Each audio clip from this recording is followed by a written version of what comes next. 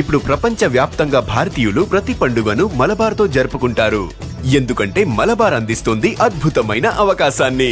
ఇది మీ పండుగలను మరింత ప్రత్యేకంగా చేస్తుంది. కాబట్టి ఇప్పుడు ఎక్కువ సేవింగ్, ఎక్కువ సంతోషాలు, ఎక్కువ సంబరాలు. ప్రతి పండుగకు మలబార్ గోల్డ్ అండ్ డైమండ్స్.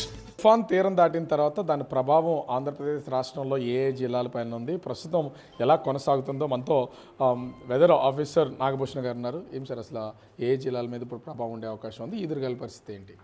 ప్రస్తుతానికి నిన్న తీవ్ర తుఫాను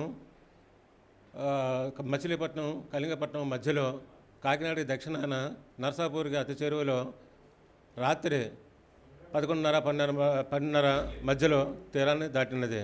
ఇది వాయు దిశలో ప్రయాణిస్తూ మరింత బలహీనపడి తుఫానుగా నర్సాపూర్కి 20 కిలోమీటర్ల పశ్చిమ నైరుతి దిశ వద్ద ఏర్పడినది. ఇది ఉత్తర వాయు దిశగా ప్రయాణిస్తూ మరింత బలహీనపడి ఆంధ్రప్రదేశ్ మరియు దానికి ఆనుకొని ఉన్న తెలంగాణ ప్రాంతంలో తీవ్ర వాయుగుండంగా ఏర్పడినది. ఇది మరింత బలహీనపడి రాగల 6 గంటల్లో వాయుగుండంగా ఏర్పడే అవకాశం ఉన్నది. దీని యొక్క ప్రభావం వల్ల ప్రస్తుతం తీవ్ర వాయుగుండ ప్రభావం వల్ల రాగల 24 గంటల్లో వీటి యొక్క ప్రభావం మన యొక్క కోస్తా ఆంధ్ర జిల్లాలైనటువంటి దక్షిణ కోస్తా జిల్లాలైనటువంటి ఎన్టీఆర్, పల్నాడు, ప్రకాశం జిల్లాల్లో 1-2 చోట్ల భారీ నుంచి అతి భారీ వర్షాలు కురిసే అవకాశం ఎక్కువ ఉన్నది. మరియు రాయలసీమ ప్రాంతం అయినటువంటి నంద్యాల జిల్లాల్లో 1-2 చోట్ల భారీ వర్షాలు కురిసే అవకాశం ఉన్నది. అందుకోసమే ఈ యొక్క జిల్లాలు ఆరెంజ్ అలర్ట్ జారీ చేయడం జరిగినది. ఈ ప్రాంతాల్లో ఫ్లాష్ ఫ్లడ్ పడే అవకాశం ఎక్కువగా ఉన్నది. మరియు రాగల 24 గంటల్లో ఆంధ్రప్రదేశ్ జిల్లాలైనటువంటి శ్రీకాకుళం, పార్వతీపురం, విజయనగరం, విశాఖపట్నం, అనకాపల్లి, అల్లూరి సీతారామరాజు, ఏలూరు, పశ్చిమ గోదావరి, కృష్ణ, బాపట్ల, గుంటూరు మరియు నెల్లూరు జిల్లాల్లో 1-2 చోట్ల భారీ వర్షాలు కురిసే అవకాశం ఉన్నది. మరియు రాయలసీమ ప్రాంతమైనటువంటి వైఎస్ఆర్ కడప, అనంతపూరు, కర్నూలు జిల్లాల్లో రాగల 24 గంటల్లో 1-2 చోట్ల భారీ వర్షాలు కురిసే అవకాశం ఉన్నది. తదుపరి రోజు తర్వాత రోజు అనగా 2వ రోజు అయినటువంటి 30వ తారీఖున ఉత్తరాంధ్ర జిల్లాలు అయినటువంటి శ్రీకాకుళం, పార్వతీపురం, అల్లూరి సీతారామరాజు జిల్లాల్లో 1-2 చోట్ల భారీ వర్షాలు కురిసే అవకాశం ఉన్నది.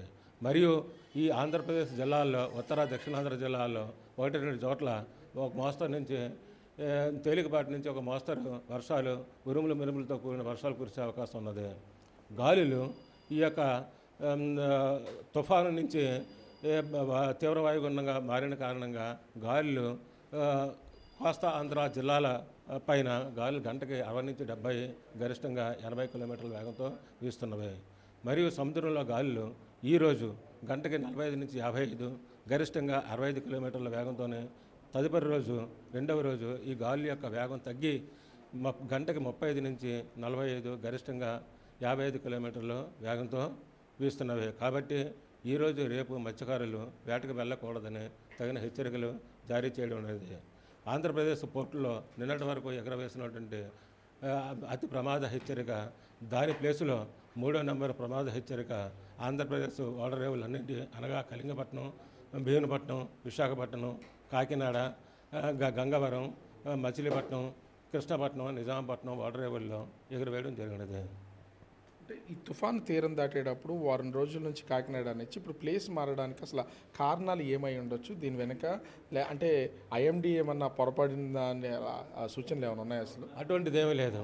యాక్చువల్గా ఈ యొక్క ఎప్పుడైతే వాయుగుండం తీవ్ర వాయుగుండం నుంచి తుఫానుగా మారినదో అప్పటి నుంచే ఈ యొక్క కాకినాడ దగ్గరలో అరౌండ్ అంటే దాని యొక్క పరిసర ప్రాంతాలైనటువంటి నర్సాపూరు, అంతర్వేది, అమలాపురం, కాకినాడ దగ్గరలో, అందుకోసమే దక్షిణ కాకినాడకి మరియు నర్సాపూర్కి అతి చేరువలో తీరం దాటడం జరిగింది. మొదటి నుంచి ఐఎండీ చెప్పిన విధంగానే అక్కడే ఆ యొక్క ప్రాంతంలో తీరం ఖచ్చితంగా చెప్పినట్టుగా తీరం దాటడం జరిగినది. అంటే కాకినాడ తీరంలో దాటుతుంది అనేది ఒక లెక్క అయితే ఉంది. కానీ అది ఇప్పుడు నరసాపురం వెళ్ళేసరికి కొంత అంటే ఏర్పాట్లు చేసే విషయంలో కూడా ప్రభుత్వం కొంచెం ఇబ్బందులు పడే అవకాశం ఉంటుందిగా. ఎందుకు అంత యాక్యురేట్గా ఇవ్వలేకపోతున్నాం అనేది ఏమైనా ఉంటుందా దీంట్లో? అదేమీ లేదు, ఖచ్చితంగా మేము యాక్యురేట్గా ఇచ్చాము. ఎందుకంటే కాకినాడ పరిసర ప్రాంతం అనేటువంటి అవన్నీ వస్తాయి. దానివల్ల మేము ప్రభుత్వానికి కూడా తగిన సూచనలు ఇవ్వడం జరిగింది.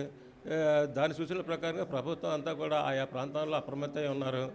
మేము చెప్పినట్టుగా కాకినాడకి అరౌండ్ కాకినాడ క్రాసింగ్ అవుతుంది అని చెప్పాము. చెప్పినట్టుగా ఆ యొక్క పరిసర ప్రాంతాలైనటువంటి నరసాపురం దగ్గరలో అనగా కాకినాడ దక్షిణాన తీరం ఖచ్చితంగా దాటింది.